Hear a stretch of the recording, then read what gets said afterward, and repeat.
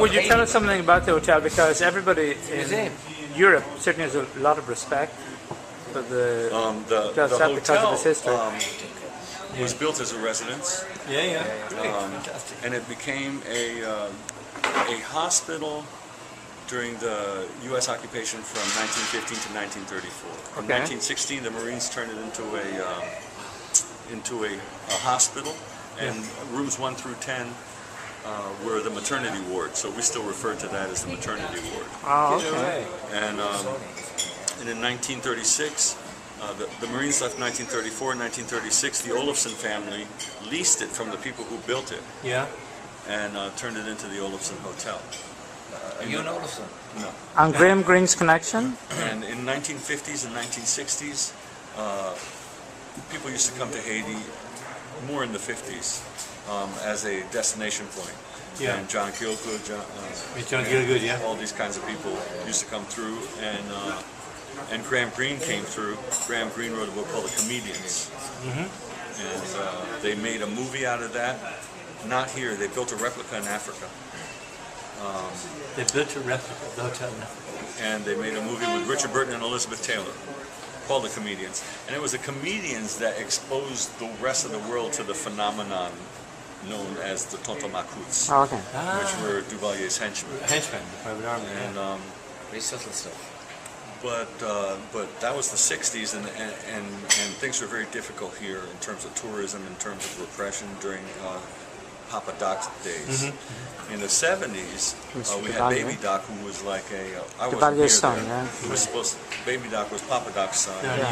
And that was sort of like the friendly dictator concept, and tourism started to pick up, and celebrities started coming in, and the Oloffson was part of that, as was Habitation Leclerc and another hotel called Le Relais de l'Empereur.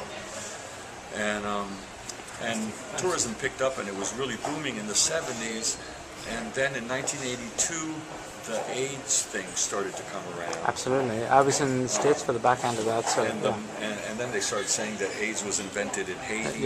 One of the 5 H's. One of the 4 H's. Yeah. And so that really killed the tourism here.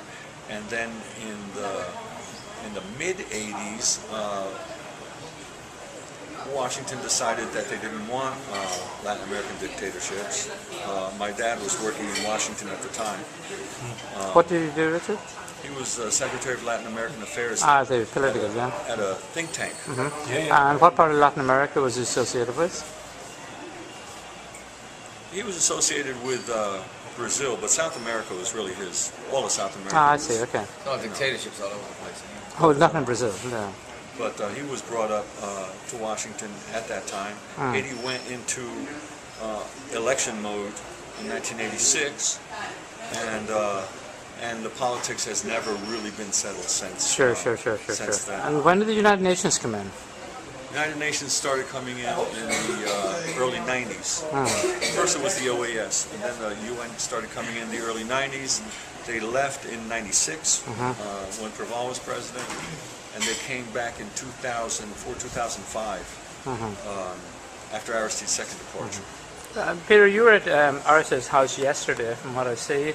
The sort of the whole graffiti was still outside the house and that. Have you any different particular feelings on that yourself? Well, we saw it, but we've heard Aristide is in South Africa now, is that right? Yeah, that's where it is. South Africa. South Africa. And will he ever come back here? Not right now. Not right now. He's not coming back. He's not coming back right now.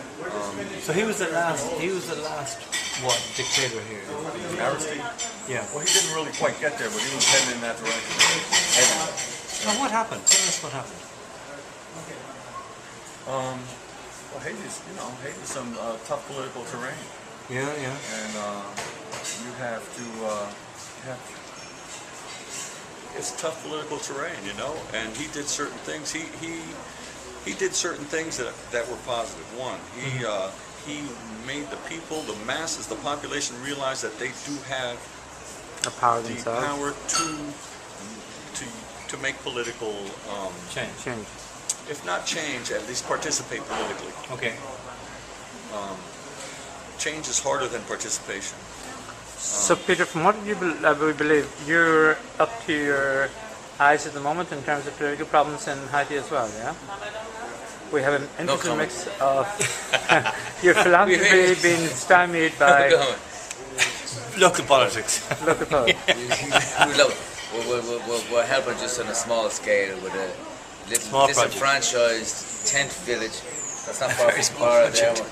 We met some people there from an Irish charity Haven group who were prepared to put toilets there. Tell us your experience with him. Well, first of all, before we get to Haven, let's talk about Digicel. Yeah, okay. Okay. Digicel changed communications in Haiti. Yeah, All right, which is an Irish group also. Yeah. I'm well aware. We also make Yeah. Guinness here. Ah, okay. All right. Let him- So, God, now we're getting serious. Off you go. all right. In Haiti, the concept was to keep communication for a few and not for the rest. Sure. That's when we had landlines. Yes. When we went into cell phones, Yes. that concept remained. Yes. So the phones could cost, say, $700 US, Yes. and to buy the phone cards was not only expensive, but if someone So called really you, what you you're would saying do is something. it was the socialization of communication. when Dennis O'Brien brought I that would on board. call it democratization. Democratization. Very good. Democratization of Because when Communication. Digicel came in, they made the phones inexpensive. inexpensive. Available. They made the phone cards inexpensive, and they added some things like if you had no money on your phone, you could still receive calls. Believe it or not, this was a Brazilian concept also that was extended into Africa and originally started off in India. I'm just saying You know. that Brazil, that Ireland brought it. Sure. through Digicel. They were the vector, yeah. Yeah, how much of that did you know? But you were here since '85. How much did you know that it was an Irish company, or had you any idea it was just another? When they started to have the impact here, it's like Digicel has the same audience that my band has, which is the Sure. masses. Exactly. That's a nice way of putting You it. understand? Brilliant. You don't sell your records only to certain people at the top.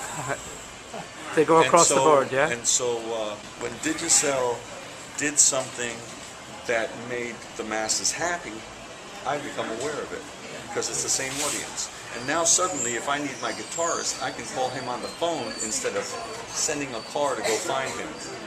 Now, if I need a Yeah. waiter, I can call a waiter on the phone instead of sending someone to go look for a waiter.